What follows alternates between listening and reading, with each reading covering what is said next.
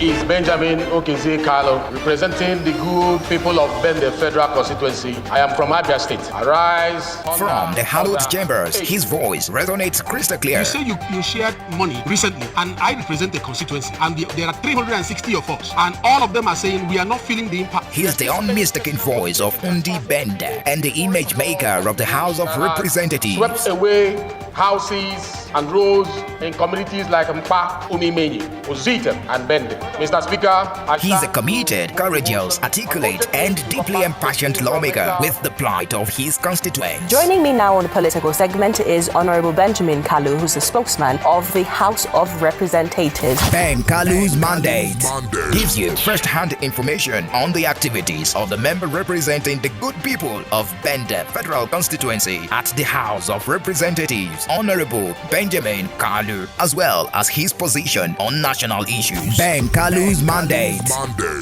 Yes, every week on this station, we highlight the activities of the member representing the good people of Bende Federal Constituency at the House of Representatives. That's the lower chamber of the 9th National Assembly. He's also the chairman of the House Committee on Media and Publicity, the spokesperson of the House. Bridging the gap between the Parliament and the people is Ben Kalu's mandate. This is the second edition for the month of June. Welcome. My name is Michael Oni. Now, this program runs on Flow 94.9 FM, on Vision Africa Radio 104.1 FM, Real 99.1 FM, Family Love 99.9 FM, and ABN Online Radio and TV. Representative Benjamin Kalu of Bende Federal Constituency is joining us virtually today. Glad to have you join us again as you highlight some of your activities for the past week. Good morning to you.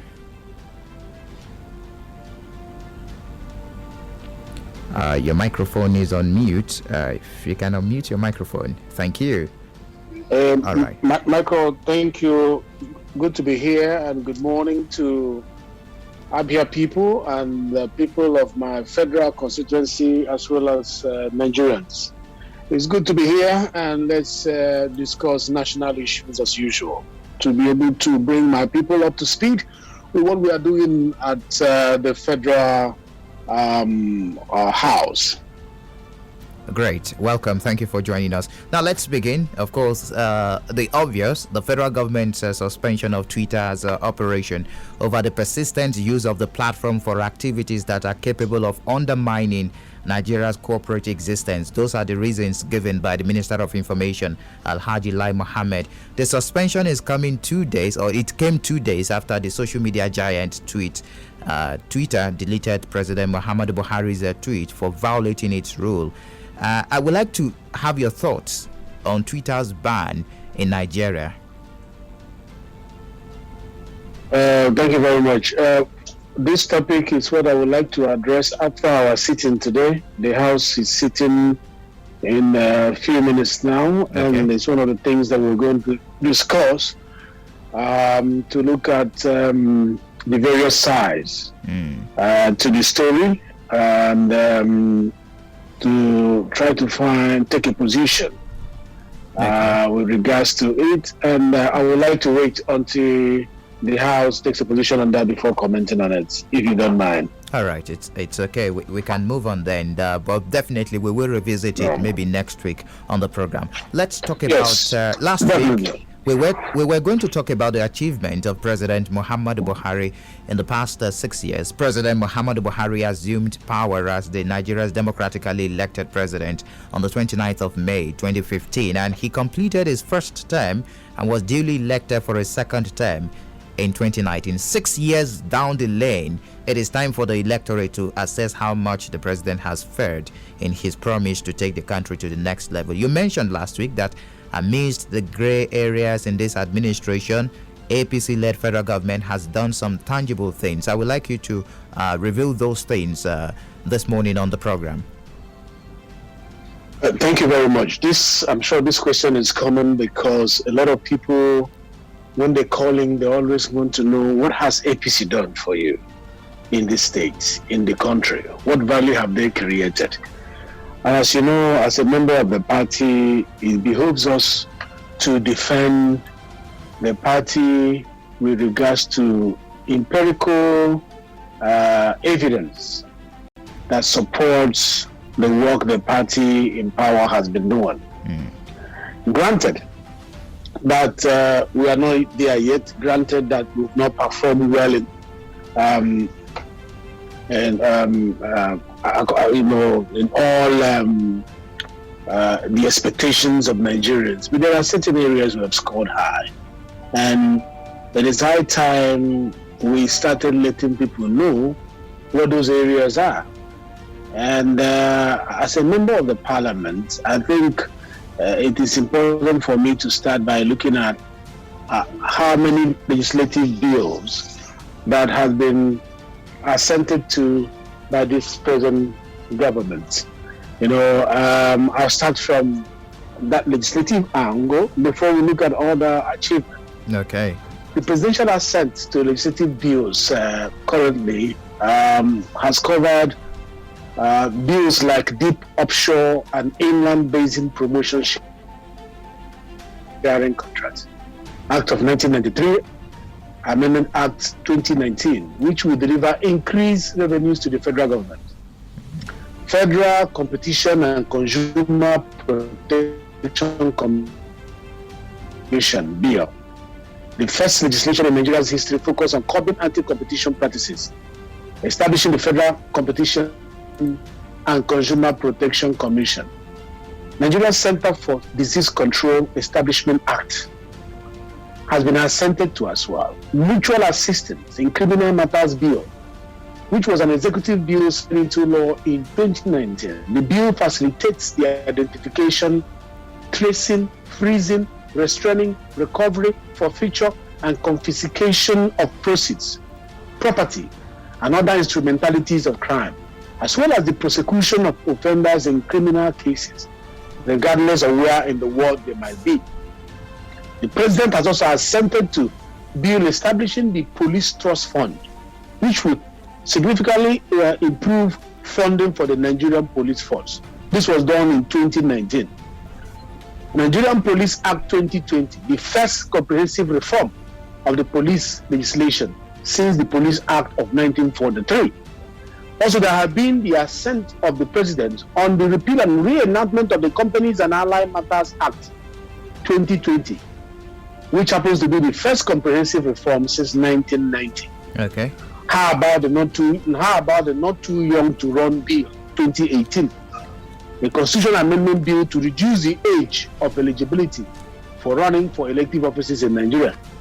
Nigeria Correctional Services Bill 2019, the first comprehensive reform of prison legislation in close to 5 decades. Suppression of piracy and other maritime offences bill have been assented to as well in 2019. It is the first anti-piracy legislation in West Africa. A bill also to grant financial autonomy to states, houses of assembly and state judiciary 2018 has been assented to by Mr. President. Also, the Banks and Other Financial Institutions Act, known as the BOFIA Act of 2020, have been assented. The Finance Act of 2019 and 2020, the Discrimination Against Persons with Disability Prohibition Act of 2018. These are some of the bills that Mr. President has assented to in these 6 years. And it's enormous. Though we are still expecting more, but this is a great achievement in this area. Now, another area I want us to discuss about, achievements recorded by this government is as it concerns support to states. This administration has extended more than 2 trillion naira in bailout packages to state governments to enable them meet up their salary and pension obligation, especially in the face of dwindling oil revenue in the first 3 years of the administration. The support has come in the form of the following: budget support facility. The total amount is 614 billion naira, extended to the states. The Paris Club refund, standing at $5.4 billion, extended to the states. Infrastructure loans and reform, more than 700 billion naira in reform for federal road projects embarked upon by state government. How about loan restructuring for facilities with commercial banks?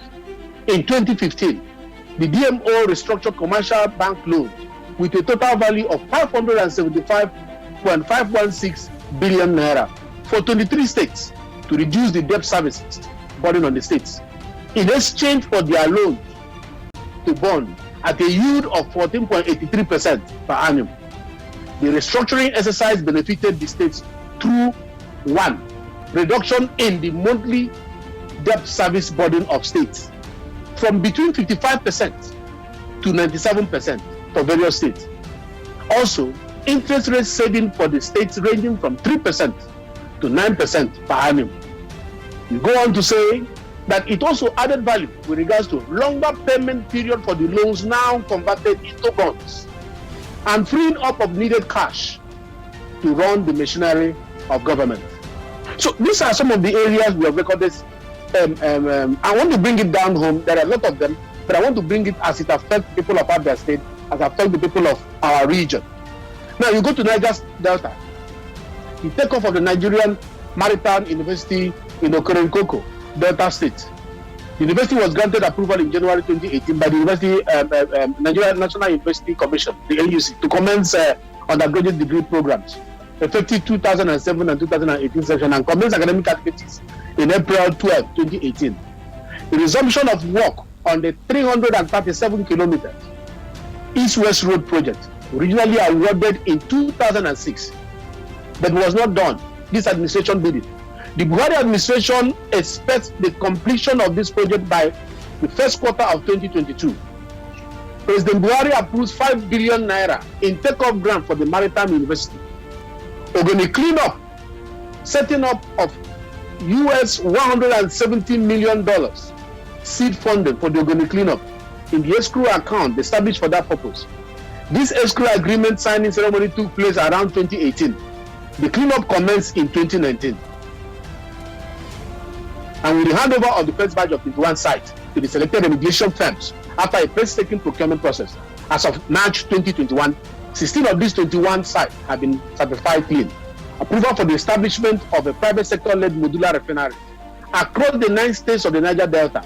It has been given. People don't know about it. The modular private sector-led modular refineries have been approved for 9 states in the Niger Delta. The first 3 refineries have now been completed, while construction is ongoing on others. If you go to infrastructure, there are a lot to say there with regards to what the government has done. I know I want to be taking it bit. I want to be taking it bit by bit. Health and education, infrastructure, rail. In any of our conversation every week, I would like to use an opportunity to discuss about what we have achieved in agriculture, in infrastructure, in oil and gas, in housing, and all the rest of them in power, so that Nigerians will know how far we have gone beyond all the Nigerian state. Beyond all this you've listed this morning, Representative Benjamin Kalu, a lot of Nigerians will still come out and say, I'm scoring President Muhammadu Buhari's administration low in security. Now that takes us to the next question. The National Security Summit, organized by the National Assembly, has seeking urgent solutions to insecurity confronting the nation. It has been concluded, but Nigerians are waiting for results. When are we going to see actions taken from the outcome of that summit? Yeah, truly, we are not scoring very high with regards to insecurity. Okay. I agree with any Nigerian who says, yes, insecurity is high and we need to do something about that. But that does not mean that we should not also announce the areas of our strength. In doing a SWOT analysis, a balanced analysis is that which considers the strengths, the opportunities, the weaknesses, and the threats. It is an imbalanced analysis if you focus only on the weakness and you jettison the strength of what you are analyzing. So, as I mentioned, we are going to be showcasing the areas we have done well, while hammering on the areas that we need to do better. And insecurity happened to be one of them. Yes, the National Assembly had a summit, and the report of that summit will be laid before the House, maybe today's sitting or within the week, and then I can comment on that. All right. And remember, issues that borders on security is not what you discuss so openly on the solutions preferred in the course of the engagement. But it's looking positive, and I will let Nigerians know what it is all about. Now, the Constitution is the heart and soul of any nation, and it is what binds the people together. The process of reviewing the 1999 Constitution as amended is ongoing because the much-awaited Constitution review is coming 2 years into the lifespan of the present National Assembly, the 9th National Assembly. Now, let's talk about that review. While the review of the 1999 Constitution is already gathering momentum, the conclusion of the public zonal hearing in most centers of the country, what is next? What are we expecting after the zonal public hearing? Of course, in the process of making a law, it involves the public engagement element. And that, like I said, the last meeting we had here, that when we say we, the people of Nigeria, it means that Nigerians participated in whatever you are doing with regards to their constitution. And what we are doing at the moment is to get the feedback from the people that this constitution is meant for. And as you are aware, there have been a lot of calls to jettison the constitution as it is. I was going to ask you what the Southern Middle Belt made a statement on Sunday asking for dropping of the ongoing constitution amendment, that what we need is a new constitution. These are some of the issues, of course, groups coming up to speak against the ongoing amendment. Yeah, there have been several calls. But before I get to that, because you just took the word out of my mouth now, before I get to that, the public engagement position is to collect a memoranda from the public and then go back to the committee level to analyze it and let it reflect in the document that has been redrafted. And it's a process of lawmaking. We cannot drop this aspect. There have been complaints that some people are not given, the opportunity to lay their view. But the Senate, for example, has received about 350 memoranda. So if people were not given the opportunity to be heard, where did these 350 memoranda come from all over the country on the issue of the amendment of the Constitution? Now, on the one you just raised, that some Middle Beltons have raised the call that we should drop the Constitution in total. Go back to 1963 Constitution. Yeah, some people have said drop it in total, go back to 1963 Constitution. And some people say drop it in total and make us a brand new Constitution. And, people, the beauty of democracy is that the people are allowed to express themselves. People are allowed to aid their view, whether in the minority or in the majority. But as you know, it is the democratic ethos that the pendulum should swing towards the majority voice, because voice populi, voice Dei, the voice of the people is the voice of God. So if the people are saying this is what they want and they are more in number, that is where the pendulum will swing. Now, let's talk about 1963 and 1999 Constitution. What is this 1963? Many young people who are not maybe legally minded or didn't do government in school don't understand what is in this 1963 Constitution, what is it all about, and why is it being preferred to what we have in 1999. The 1963 Constitution is widely credited as representing the basic understanding and agreement upon which Nigerians' various ethnicities and regions came together to form the federation called Nigeria shortly after independence. Unfortunately, several years of military rule and oversight have seen in the process that midwife the 1999 Constitution, it gave back to a constitution which skewed the basic understanding of the regions and ethnicities that bettered the Nigerian nation in the first place. Now, does it have merits? I mean, the 1963 Constitution. The answer is it. Does it have the merits considering the dynamic time that we are in our society today? The answer is also yes. What then are the merits of that Constitution? At the time it came into place, an elected president to replace the British monarch, who was Nigeria's head under the independent Constitution. The Constitution was an autonomous one created for being a product of extensive consultation and public input.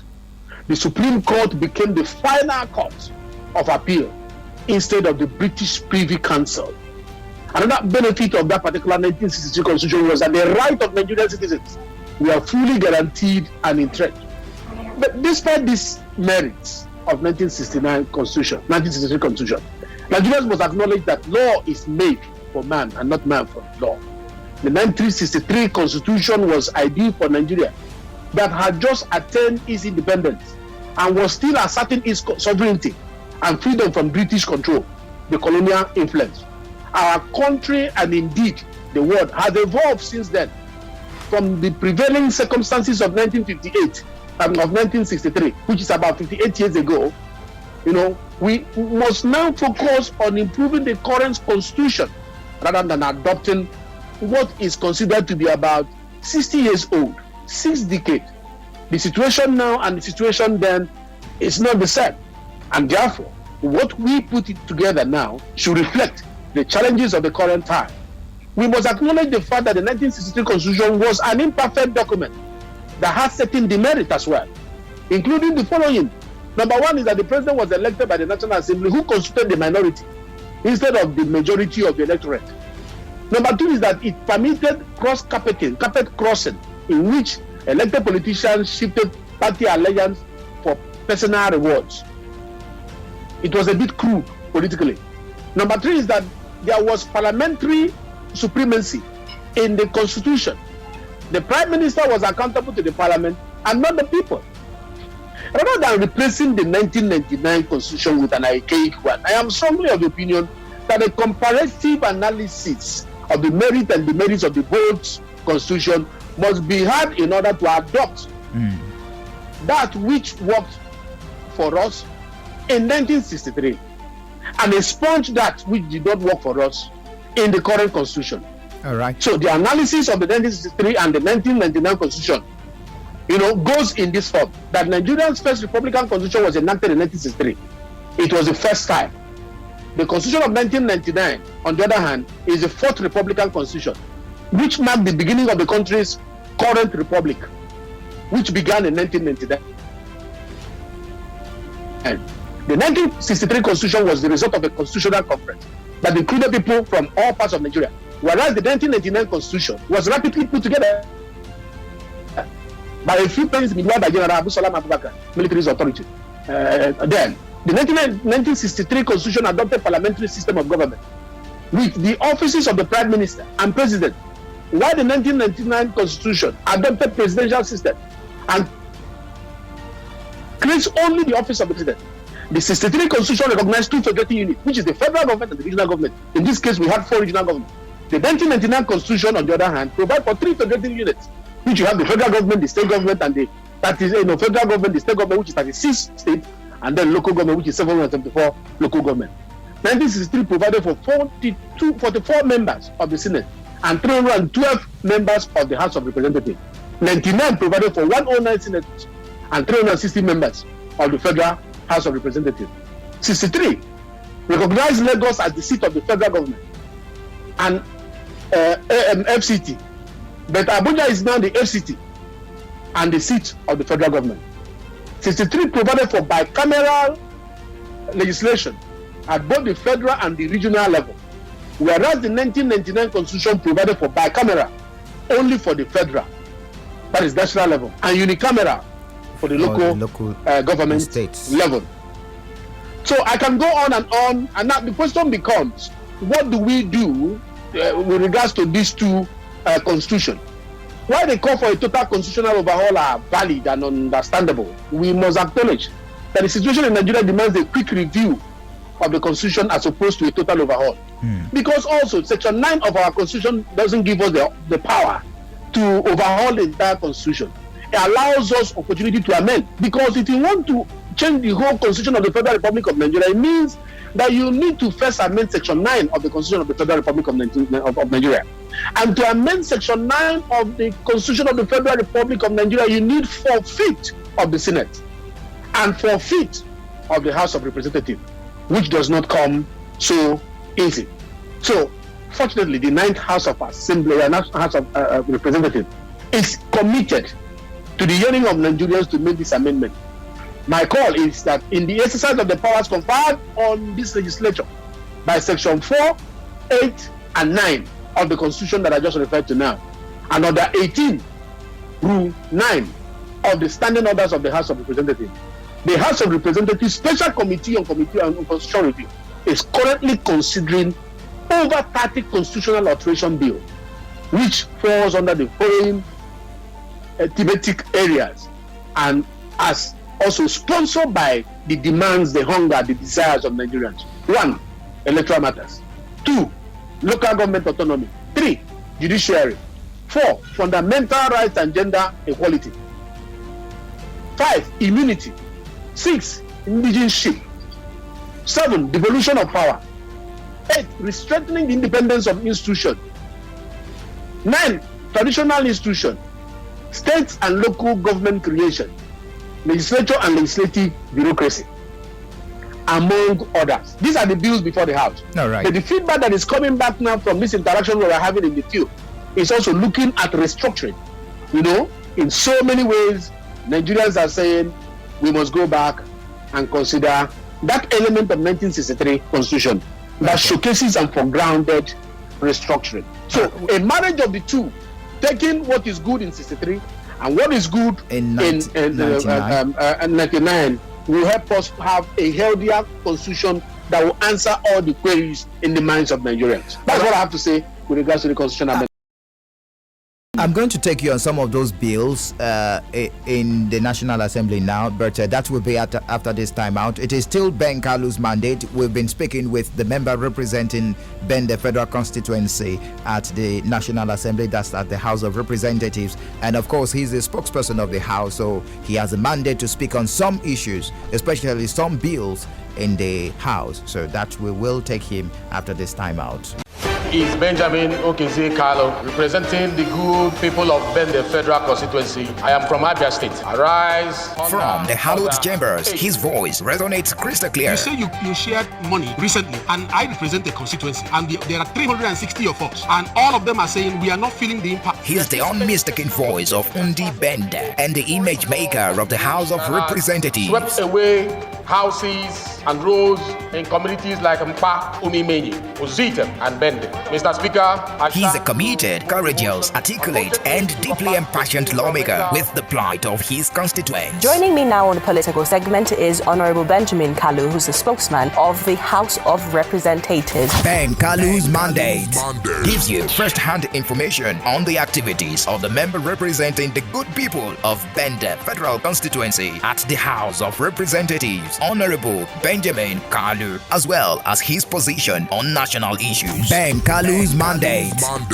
All right, thank you very much for joining us. It is still Ben Kalu's mandate, where we highlight the activities of the member representing the good people of Bende Federal Constituency at the House of Representatives. Of course, it's a weekly program on several radio stations in Abia State, God's own state. Now let's continue the conversation as we're engaging Representative Benjamin Kalu. He has spoken extensively, especially on the ongoing constitutional review. The zonal public hearing has ended in most of the centers, and of course the comparison between the 1963 Constitution and the 1999 Constitution. Now let's move on to some other issues as we look at some bills. Let's talk about the Electoral Act Amendment Bill, which is still in the National Assembly, and some persons are even describing the delay or maybe refusal by the National Assembly to pass the Electoral Act Amendment Bill as an attempt by some politicians to manipulate the electoral system for self-interest. Now,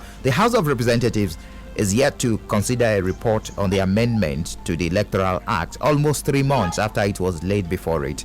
The House Committee on Electoral Matters had on the 23rd of February, if I can remember, presented that report. And what is delaying the passage of the Electoral Act Amendment Bill? Representative Benjamin Kalu.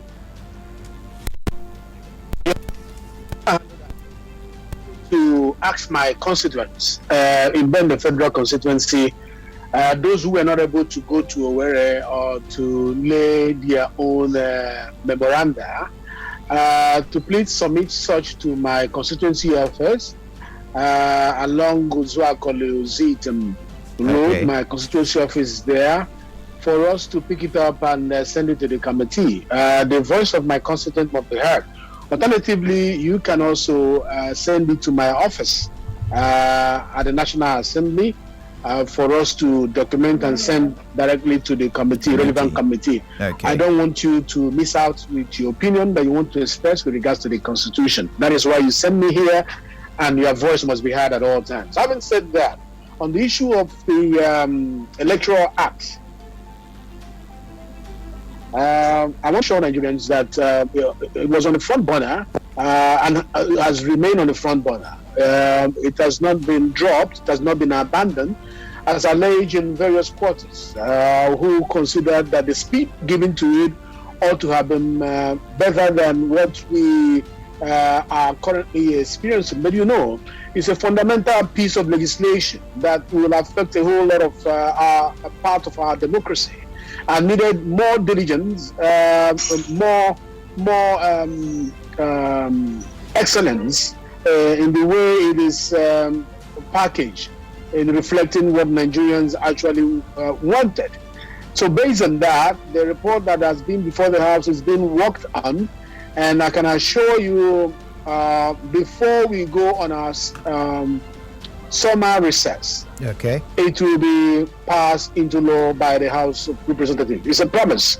I'm talking about in a couple of weeks, it will come into place. So be rest assured that the National Assembly, you are the first to hear this. You are one of the first to hear this, because you have a member representing you, the National Assembly, as the spokesperson of the House. I can assure you, in no distance time, the Electoral Act will be passed. So that's an exclusive. As in the House of Representatives. All right, let's still talking about bills now. Let's talk about the Petroleum Industry Bill. It has wandered. I call it wandering. Hello? Yes, can you hear me? Hello? Can you hear me? I can hear you. Okay, I great. don't know if you had me. Yes, I heard you.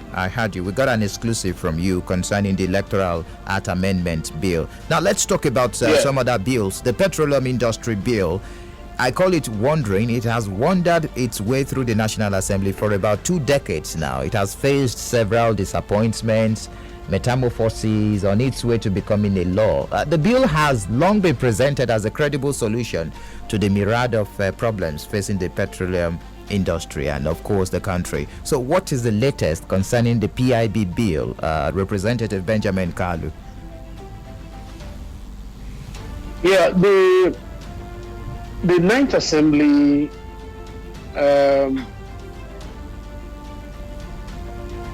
has refused to talk the talk without walking the walk. All that we projected through the roadmap of the Ninth Assembly, we are committed to achieving all of them, or most of them. You recall when the Assembly reconvened, I mentioned that 3 basic things were primary to what we have resumed to do. 1 was constitutional review, 2, Electoral Act, and 3 was the PIB. Many doubted that it was going to receive the kind of support needed to make it what it ought to be. And we assured them that definitely we are going to give it what it required. And we have put in a lot of efforts in the PIB. Those efforts, they are paying off. Again, I'm assuring Nigerians that before we go on our summer recess, okay, the PIB will also be passed in the House of Representatives. All right, let's talk security quickly. I know you are resuming plenary today and you're rushing so that we can finalize our discussion today. The region has been troubled by insecurity over the past few months. I mean, Southeast, with many security facilities attacked and gunmen killed. The Inspector General of Police, Usman Ali Baba, launched a special mission codenamed Operation Restore Peace to battle the unrest in the Southeast, and he gave an order, shoot at sight directive, and that has come with a lot of reactions. I would like to get your take on that order by the IGP, the Inspector General of Police. Yeah, I said something about this last time we were here, and that I'm not so comfortable with that shoot aside order issued by the IGP for my southeastern region. I'm not comfortable with it. It has not been issued in any other part of the country. It was issued in the southeastern region. And without proper monitoring, it will lead to abuse by those who are carrying out this order. And I've not seen any mechanism in place to monitor those who have been given this order to shoot aside. It's a very dangerous order to be given. I can assure you that this will turn the southeastern Nigeria into what looks like a war zone, with young men being picked up and arrested and branded as Eastern Security Network members, as well as members of the proscribed IPOB. You know, I've gotten a report that a young man working for me, for the party, for APC, in my local government, that was one of those I empowered during our empowerment program, who does not do anything with IPOB, has been arrested by the police. And after being arrested, they are trying to release him, and it has been difficult. And they branded him a member of IPOB. And I know him, that he works for me. He has nothing to do with IPOB. In fact, he was found on top of the motorbike I gave to him to use in running errand for the party, APC. But today he's being locked up. So I'm talking about what has affected me directly. And you can imagine other people that have gone through the same thing, where people will be picked up, and people will be, and this will give birth to extrajudicial killing. It's going to be a scourge of extrajudicial killing. And you know, in any democratic clime, it is not tolerated. It is to be condemned to just kill people around. While we are fighting to make sure that our judicial system is strong, is to avoid this indiscriminate lawlessness. Because there is no way you are sure that the person you are shooting, you are killing, has a direct nexus with the crime that you have alleged, without a court of competent jurisdiction looking at the evidence upon which you want to convict him. You know, it is important that the law enforcement agencies understand the expectation of the people that they are protecting, their responsibilities to human rights and good governance. If you just see somebody and you condemn him and you shoot him, how do you know he committed a crime? It is such a big aberration. You enter into a town and you start shooting people. And the international observers are watching that this might be escalated to become an international crime at some stage. And those who are involved will be given an international inquiry for this abuse of human rights. It's massive. I understand that the state wants to tackle terrorism. I understand that there is high criminality everywhere. I understand there is a desire to calm it.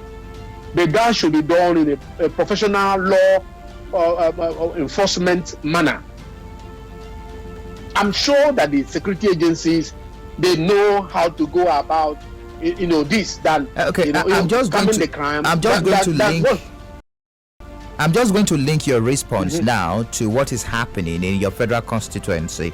A lot of persons are still under that tense situation. Some persons find it difficult to even go out do their normal businesses because they don't know what the day might look like. At the end of the day, there is so much tension. That is the issue. The security agencies who are supposed to secure people and give people confidence to move about their businesses, their lawful businesses, and feel the sense of security, is now a source of fear and intimidation. And it ought not to be so. I am representing the people of Ben, the federal constituency, and my people are complaining about it, and I must raise my voice. You don't intimidate my people, harass them, pick up boys who are working for my party, working for me, and claim that they are ESN. What is ESN? People who have never attended their meeting, who have nothing to do with them, it's just because you have been given orders to shoot aside. This is unfair. This must be condemned. And everybody in government must rise up to say no to this. And I'm rising up to say no to it. You cannot do shoot aside in Bende. You cannot do shoot aside in the southeast and expect us to keep quiet. We are shooting innocent people. The other day I read from the news, a young man who works in the oil company, just that he came back and he wanted to go back, they took him and they shot him. How do you know that the person you are shooting committed a crime? That is extrajudicial killing. And as I speak to you, there are some lawyers who are putting papers together to begin to take this up, before the criminal institution, international criminal institutions. So this must stop. All right, this must stop. My people are farmers. My people are farmers. My people are business people. My people are not killers. My people are not committing violence. These have been imported into Bende. The people who are destroying things in Bende, they were imported. They are not in Bende. And there is no evidence to show that these people are from Bende. They should stop killing our people. All right, we need to get the truth. We need to get the reactions of the people just before we wrap up the program this morning. We have about 6-7 minutes to do that. You can call us on 0808 182 6949 or 0811 605 2949. Also drop messages on 0906 510 8289. It is Ben Kalu's mandate where we highlight the activities of the member representing the good people of Bende Federal Constituency, and we've been speaking with Representative Benjamin Okezie Kalu. Glad to have you join us. What's your name? Good morning, Michael. You're welcome. I name Mr. Prince Wiloswaku from Omonafiobo. Good morning, Honorable. Good morning, Honorable. Can you hear me? Sir. Yes, go on, please. All right. Yes. All right. There is an analogy I'm going to use now to ask you one or two questions. In one of the books of Aikweyama, The Beautiful Ones Are Not Yet Born, there is an illustration of, say, Chichidodo. This Chichidodo is a bird. It hates a sheep, but it eats maggot from the sheep. Like what is intended of here now, that you don't like the intimidation by the federal government against us, that you don't like the plotting of the Constitution, like what he said. You bring history, but history is not in the curriculum of education in Nigeria. As a person that loves all these things, what can you do? How can you change that idea? Because your idea cannot be different from your principal's idea. As somebody that supports the present administration, your principle must be following your way. So what can you do to change all these anomalies? All right, thank you very much, Prince Wiloswaku. Did you get that, Representative Benjamin Kalu? Yes. Okay. Yes, I did. Take more reactions. Glad to have you join us. What's your name? Hello, good morning, Mr. Presenter. You're welcome. My name is Michael. Mr. Michael, good morning. You're welcome. Good morning, Honorable. I want to talk. What's your name, please, and where are you calling from? Okay, my name is Mr. Chris. I'm calling from Obakala. All right. I want to speak on this security situation of innocent people being involved by the security personnel. I really just want to throw this a word of advice to my fellow youths and my brothers as well. When these unknown gunmen, when they're operating, I don't see it as a sensible way that people will gather and be clapping hands, and knowing fully well in the course of that operation they are carrying on, security agencies may come around, and in the process that they come around, whether you are among or you're not among, definitely they may surely pour the anger on you, as much as they cite you as a young youth. What do you really want to do? In situations like this, you go inside your house, you step away from the scene. Tablets can touch you. Most of these people that are innocent, that have been involved in this situation, believe me, it's out of ignorance. All right, quickly wrap up our thoughts. Let's get to the video, you will see that. So I'm begging Honorable, they should go to federal level and talk about this in a sincere manner. Let's take this apart. He's talking. Thank you very much. He's talking about the mindset. He's going to talk about that also. I'm glad to have you join us. What's your name? Yeah, good morning, Michael. You're welcome.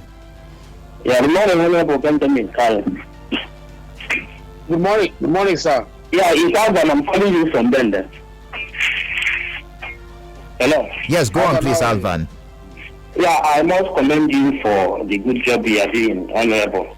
But talking about the Constitution Amendment, since it is obvious that we are not practicing a true fiscal federalism and it's not working, why don't you think that amending the 1963 Constitution, which is more people-oriented, will be better?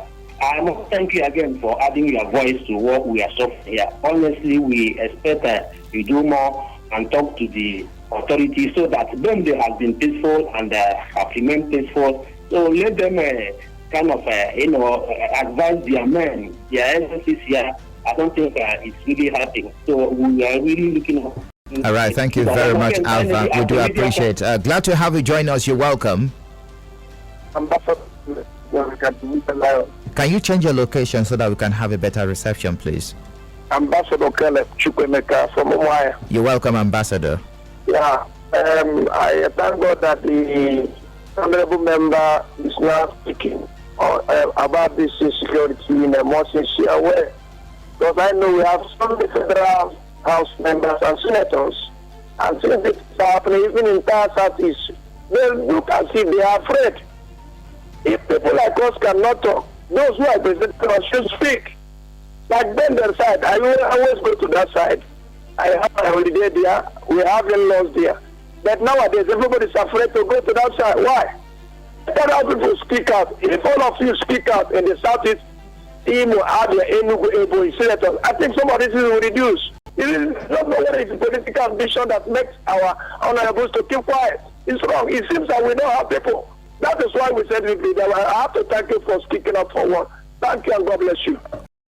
All right, thank you very much, Ambassador. Let's get more reactions on the phone lines. 0808 182 6949, 0811 605 2949. On the SMS line, this one says, "Good morning to you, Honorable Ben. I'm Kelechi from Umpa. I believe good policy is good policy. Why is it that only..." Okay, that's be to the extreme. Let's be very cautious of what you're saying.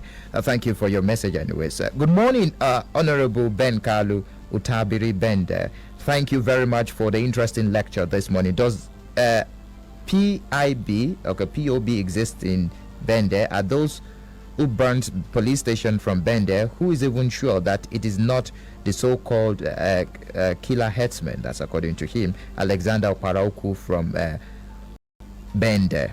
Thank you for your message. Honorable, last time you promised to liaise with other members of the House to invite the President to address the nation over insecurity challenges in the country. Please, I want to know the efforts you have made towards this direction. Thank you very much. Those are the messages. The lines are still very much buzzing, but we need to get your reactions on some of those comments. Yes. Hello, Michael. Can you hear me? I can hear you. Go on, please. Hello. Hello, Michael. Can you? Yes, I can hear you. Go on. We need to get your reactions on some of those calls. And okay. First of all, I want to condemn any youth that is involved in destroying the properties that we all contributed money to build and handed over to government. Anybody doing that is sick in the head. No, it's true. As much as we want to call out the federal government, we must call out any youth that wants to destroy what we contributed money. I grew up and we were doing educational levy. My parents were contributing money and we were building some of the infrastructure that exists now in Igbo land. And now people will come up and say, because of one agitation or the other, you can destroy them. I mean, that must be sickness. Because after destroying them, who will rebuild them back? We will tax ourselves and start rebuilding them back again. I condemn in total, completely, any youth that is either coerced or that join any organization that is destructive to people's lives and properties. It doesn't matter what explanation you give to it. It is not acceptable. But having said that, if somebody asked me, how are you going to change the narratives since you are part of the system? It's by raising my voice. I want to be remembered as a man who said it the way it was. That is how I want to be remembered. I want to be defined whenever my stand, my positions to be known at all times on every issue. And on this issue, what is happening in the Southeast? No. Extrajudicial killing should not be encouraged. I will keep raising my voice. But as I'm doing this now, the security agencies are listening to what I'm saying. As I'm doing this now, it's going to go to the highest quarter. You'll be shocked, the number of people who listen to this program. It's going to be on Facebook. It's going to be all around the world. I'm saying extrajudicial killing should not be encouraged. That is why we have a judicial system that is in place. We should get the people and get them tried there. And that's the truth. And the policy of shoot aside, there is possibility of abusing it against our people, because there is no system of monitoring the people who are executing in the field. I stand by those words. Now, somebody asks, some people on the mindset. Somebody was saying that if something is happening, people should be in their house. Yes, I agree with you. About people supporting the atrocities committed by some persons when I condemn that. I condemn that. Anybody who supports that the properties in his compound or his town to be destroyed by a group of persons, and you see them and you clap hand for them, you are their member. That is the truth. If you see them destroying and you don't raise alarm, you don't do anything against it, and you are there, they destroy a commonwealth that belongs to all of us. You are one of them, and you should be treated as such. So I'm not talking about those people. I'm talking about those who are going through their legitimate work and they are being harassed and they are being labeled against what they are not. Those are the people I'm talking about. Now, constitutional amendment. My brother Avan called. Meanwhile, Avan is from my town. He called and said, why don't we amend 1963 Constitution? We cannot amend 1963 Constitution because we are now using 1999 Constitution. It does not work like that. We do not go in retrospect. All we can do is, what are the issues canvassed by the framers of the 1969 or 1963 Constitution that will be useful in taking care of our current needs in the 1999 Constitution, which we amended. Moreover, we talk about America, we copy their democracy, but also their constitutional democracy has passed through 27 amendments, 27 reviews over the 200 years of their democracy. So there is nothing wrong, and at no point did they jettison the full constitution. They did not throw it away. So our 1999 constitution should not be thrown away. We begin to amend them bit by bit, as allowed by Section 9 of our constitution of 1999. Thank you. Somebody called and said thank you for speaking up. Yes, we are not. It's not a campaign. It's not a public show. It's not entertainment. We are not. It's a serious matter, and that is why you elected me. And it was not. It was not just Ben, the people that elected me. It was Igbo people that elected me. It was Nigerians that elected me. And I speak up for what happens in Sokoto. I speak up for what happened in Niger. I speak up for what happens in Southwest. I speak up for what is happening in my own domot, in the normal, common language that we use. All right. What is happening in my own kitchen, I'm speaking up against it. And I said it should not be so. And I thank you for appreciating our effort. And this will motivate other people to speak up. Does IPOP exist in Nigeria? I don't know. It exists in Bende. I don't know. Somebody asked whether it exists in Bende. I don't know. I've never heard about the meeting. I've never seen them. I don't have anything to do with them, so I don't know if they exist in Bende or they don't exist in Bende. So, the suspicion that maybe the attack is a stand-up is also something that needs to be investigated. Another person, the final person, wrote and said, "You promised to liaise with your members to fight the president." No, I don't think I made that promise. We are working with the executive to make sure we find solution. I don't think I made a promise that will bring Mr. President this conversation to come and account to us.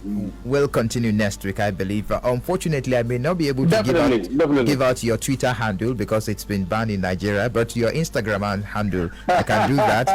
At official Ben Kalu, you can drop your messages, of course, your questions. But those who are outside Nigeria can also send Twitter from outside Nigeria. Working outside Nigeria. All right. And I can also read it outside Nigeria. It's only Nigeria Nigeria that is bad. All right. Do appreciate you for joining us. At least for now. All right. Thank you very much for joining us at official Ben Kalu, both on Instagram and also Twitter. Thank you very much, Representative Benjamin Okeze Kalu, for sharing your thoughts with us on some national issues. Thank you, Abians. Thank you, Ben the people. Thank you, Nigeria. And we'll always bring you up to speed with what will be happening in the National Assembly. We promise to be transparent, we promise to be accountable, and that is what we are doing through this public engagement mechanism.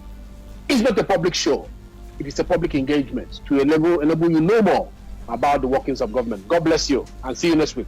All right, thank you very much. God bless you too. And to the good people of Bende Federal Constituency and of course Abia State, Honorable Benjamin Kalu will return next week on Ben Kalu's mandate. My name is Michael Oni.